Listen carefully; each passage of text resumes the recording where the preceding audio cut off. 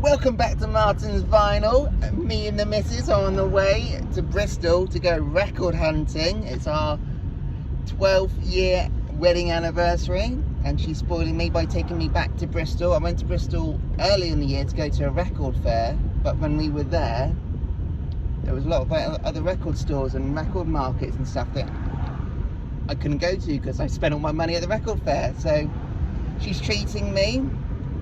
Good wife. Yeah, very good wife. She's very supportive of my little hobby, and we're gonna have a good time going record hunting. Right, speak to you soon.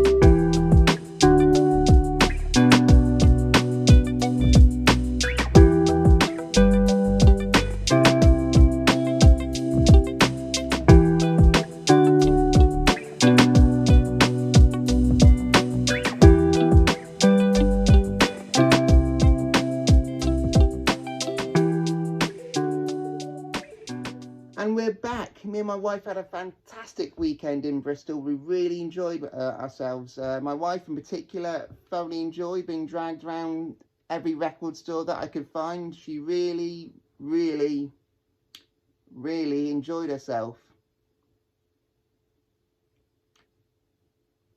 Anyway, now joking aside, we had a great time. I did what I wanted to do. She did what she wanted to do. We had a fantastic weekend. But back to the records themselves. Bristol is a haven for record diggers. I'm not saying it's raining grails over there, but for record diggers, it's paradise. I did a video earlier in the year about Bristol's record fair, and that's one of the best record fairs I've ever been to. It's massive. So you put that together with all the shops and the markets and stuff. It is a record digger's paradise. It really is. I did buy a small stack of records, which I'm going to get to in a minute, but I did miss out on a couple of records. I had a tight budget before I went to spend on records, and with it, given the fact there's so much to see and dig, that I was quite tight with my budget. But I did spend all the money, and I did find a couple of grails that I wanted afterwards, which is a shame because I spent all my money. I did find a first press of Muddy Waters Electric Mud, which I really wanted, and also found a copy of Fever Tree Creation, which was priced a little bit too high for me, but that was never pressed in the UK, only the US, so I've got to keep my eyes out on those in the future. And now let's get on to the records themselves. Let's do it. Right, the first record I'm going to show you is one I'm most excited about because I'm after these records for a while. I'm after the first 4 albums by Black Sabbath, their debut, Paranoid, Masters of Reality, and this one, Volume 4. All those 4 albums were all pressed on the Vertigo Swell. That's how you know you got a first UK press. I've got the Paranoid now, and I've got my hands on Volume 4. I'm still after the other 2, and then I can tick them off the list because they're massive grails for me. But not only did I manage to find a first UK press on the Swell, I managed to pick up a near mint copy of it, but I didn't pay for a near mint price. When I saw this one in the store, it was priced quite low for what these records go for, and I had a quick look. The cover looked great, as you can see, no ring wear, no damage. I looked at the record, it was very dirty, very smudgy, lots of fingerprints, but I didn't see a scratch. I didn't see any deep marks or anything. So, you know what, I'm going to risk it. I brought it. I took it home. I also took it to my nearest record store, and they cleaned it up really well for me in their cleaning machine. And I put it on. There is no clicks, pops, skips. There's nothing. This plays near mint, and I didn't pay for a near mint price. So I'm really chuffed with this one. Let me show you how clean it is. There it is. Look how clean that is. You've got like a mirror effect going on. Only downside is it didn't come with the Vertigo sleeve, but the condition of the record cover as well is really good. It comes with a leaflet inside, and that's still all attached. Normally when you find them, they're normally torn out or ripped out, but that one's still attached. So yeah, I did. This alone was worth the trip. It really was. Properly chuffed to get my hands on this one. But well, what can I say about this album that hasn't already been said? Apart from the fact that it's amazing. And the only thing I will say is like this record shouldn't be as good as it is, purely because when the guys were recording, they were off their face on cocaine most of the time. Bill Ward was a massive alcoholic as well. They had it was the first album they produced with Tony Leamy heading the production of the album. The guys actually go that far and actually thank cocaine in their liner notes in the album. I'll take a photo of it and I'll show you guys so you can see it. But they didn't do it in the most subtlest way. They put like, we like to thank Coca-Cola. I'll show you in the picture so you know. Yeah, like I said, it shouldn't be as good as this sounds given the fact they're off their faces. Regardless, this is still a great album with killer tracks. It's got changes on here, Supernaut and Snowblind, and Ozzy himself has said this is the band at their peak. So I got 2 down, I've got 2 more to go. Alright, the next one I want to show you is Shuggie Otis from 1970. This is the first UK press on the CBS label. If you don't know who Shuggie Otis is, he's an amazing American singer, songwriter, incredible guitar player, as well as playing many other instruments. He's known for his killer psychedelic rock, psychedelic funk, psychedelic soul. He manages to fuse it all together beautifully. He's worked with some of the best. He's worked with the likes of Bo Diddley, Al Kooper, and Frank Zappa, just to name a few. This is his debut album entitled Here Comes Shuggie Otis. Released when he was only 18 years old and produced by his dad at the time. His follow-up album, Freedom Flight, is a massive album on my radar. I really want that one. This one focuses more on his guitar playing. Freedom Flight focuses more on his songwriting abilities. He takes a lot of inspirations from many different genres and artists. So you're a fan of many different musical styles, and you will want to discover the genius of this artist. Really good material. Shuggie has a groove like no other. Great voice, great musician. If you see it, pick it up. Right, the next one I picked up was Frank Zappa's Chunga's Revenge from 1970. The first thing you'll notice is the frame. It's got a mustard one instead of the red one. Most other presses come on a red frame, but the first UK presses come with the mustard one. That's how you know you got a first UK press. It comes on the Reprise label. When it comes to Frank Zappa himself, he's in the same field for me as Captain Beefheart. I know those guys work together and they're friends and stuff, but when it comes to both of them, I either love it or I just don't get it. With Chunga's Revenge, I love it. This is a great outing by Zappa. It's got a real eclectic mix of Frank Zappa at his best. He's got stunning instrumentals of jazz rock fusion.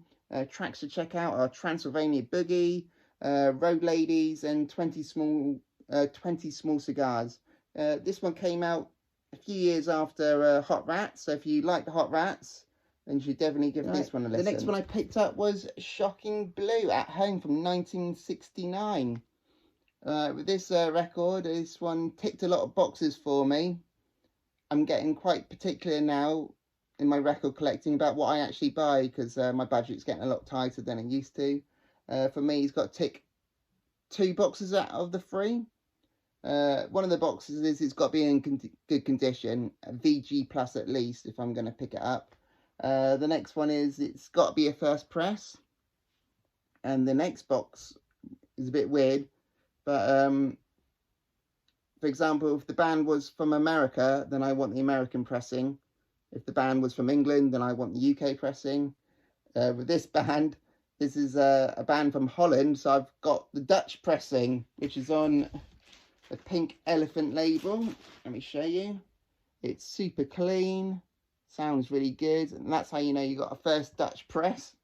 So yeah, I'm very particular about what I buy now.